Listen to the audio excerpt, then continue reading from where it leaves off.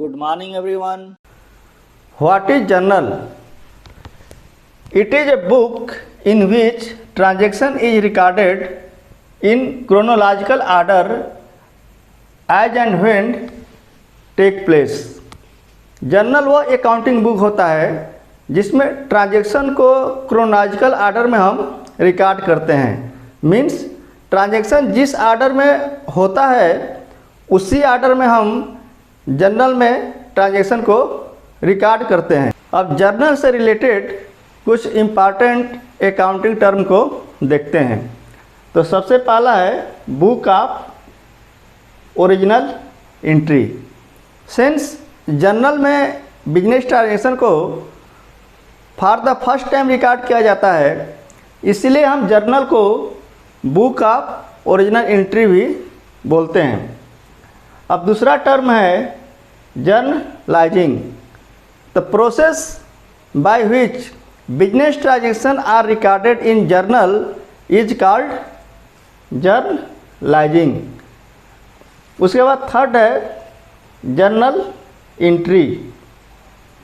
तो सभी business transaction जो जर्नल में रिकॉर्ड किए जाते हैं उन सभी को हम जर्नल एंट्री बोलते हैं। तो ये जर्नल का फॉर्मेट है जिसमें पहला कॉलम है डेट का, सेकेंड कॉलम है पार्टिकुलर का, थर्ड कॉलम है एलएफ का और फोर्थ कॉलम है डेबिट अमाउंट और लास्ट कॉलम है क्रेडिट अमाउंट।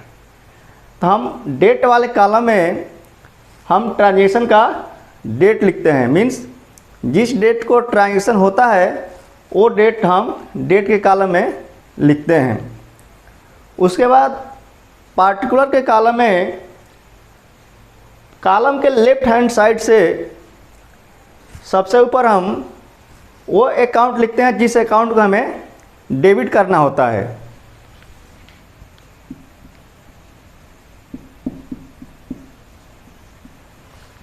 और इस कॉलम के अंत में डीआर लिखते हैं और इसके सेकेंड लाइन में कुछ स्पेस छोड़कर हम क्रेडिट अकाउंट लिखते हैं और क्रेडिट अकाउंट के पहले हम टू ऐड करते हैं।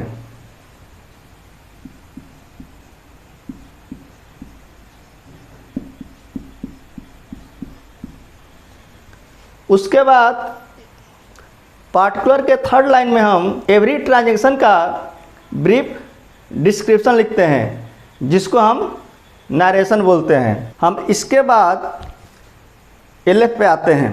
एलएफ का फुल फॉर्म है लेजर फॉलियो।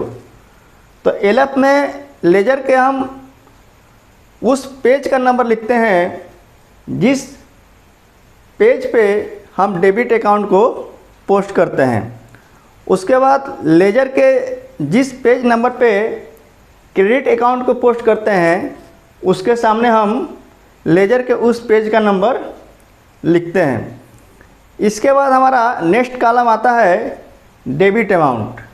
तो इस कॉलम में हम डेबिट अकाउंट के अमाउंट को लिखते हैं।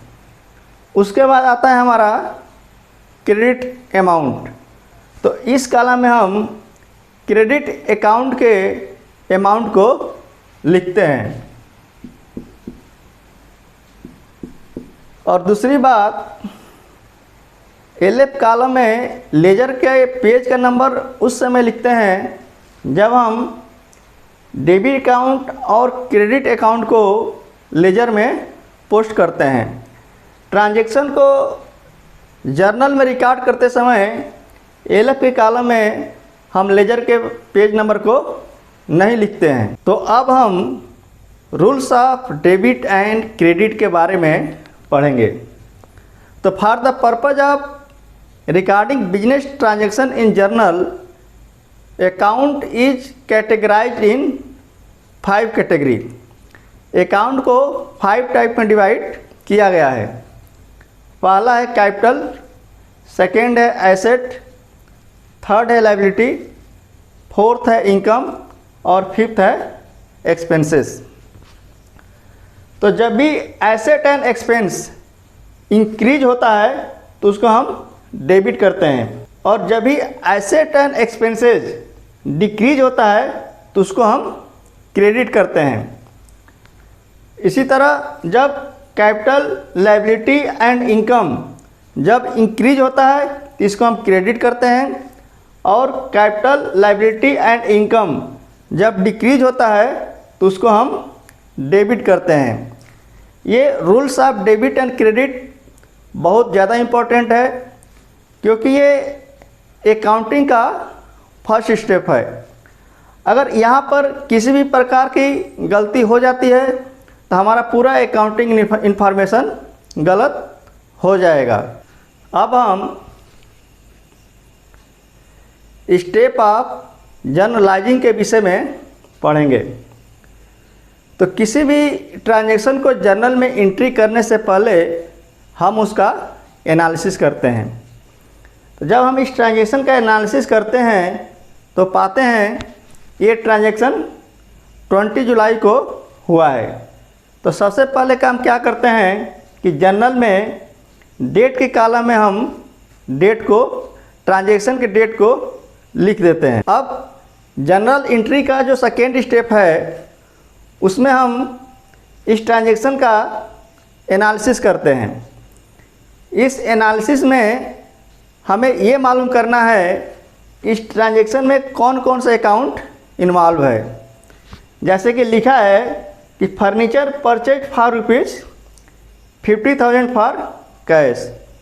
तो इस ट्रांजैक्शन में दो अकाउंट इन्वॉल्व है, पहला फर्नीचर है और दूसरा कैश है। क्योंकि इस ट्रांजैक्शन में कैश के बदले हम फर्नीचर को परचेज कर रहे हैं, मीन्स कैश का पेमेंट कर रहे हैं और फर्नीचर का परचेज कर रहे हैं। तो हमने ये मालूम कर लिया इस ट्रांजैक्शन में दो अकाउंट इन्वॉल्व है, पहला फर्नीचर और दूसरा कैश। जैसे कि हम आज के क्लास में बताए हैं कि बिजनेस ट्रांजैक्शन को जर्नल में रिकॉर्ड करने के पर्पज के से अकाउंट को 5 टाइप में डिवाइड किया गया है। तो हमें यह मालूम करना है कि फर्नीचर और कैश किस प्रकार का अकाउंट है। तो फर्नीचर भी एसेट है और कैश भी एसेट है। इसके बाद हमारा जो अगला स्टेप है वो हमें मालूम करना है कि ये जो अकाउंट है एसेट, ये घट रहा है या फिर इंक्रीज हो रहा है या फिर डिक्रीज हो रहा है। तो हम ये मान लेते हैं कि इस ट्रांजैक्शन के पहले बिजनेस के पास कोई भी फर्नीचर नहीं था।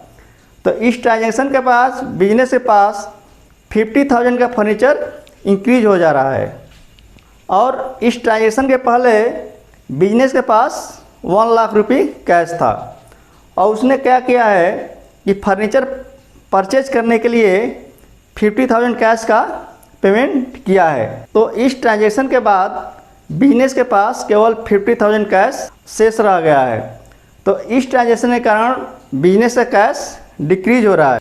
तो हमने rules of debit and credit में बताया था कि जब भी एसेट इंक्रीज होता है तो डेबिट होता है, और जब भी एसेट डिक्रीज होता है तो क्रेडिट होता है।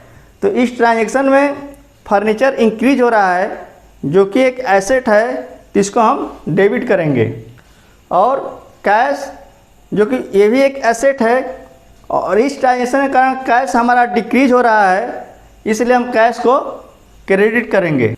तो इस प्रकार हमारा ये स्टेप भी क्लियर हो गया। तो इसको हम जर्नल में शो करते हैं। जब हम अकाउंट के बारे में डिसाइड कर लेते हैं कि कौन सा अकाउंट डेबिट होगा और कौन सा अकाउंट क्रेडिट होगा, उसके बाद हम क्या करते हैं, इस ट्रांजैक्शन का ब्रीफ डिस्क्रिप्शन लिखते हैं 3rd लाइन में। इसके बाद एलएफ कॉलम आता है।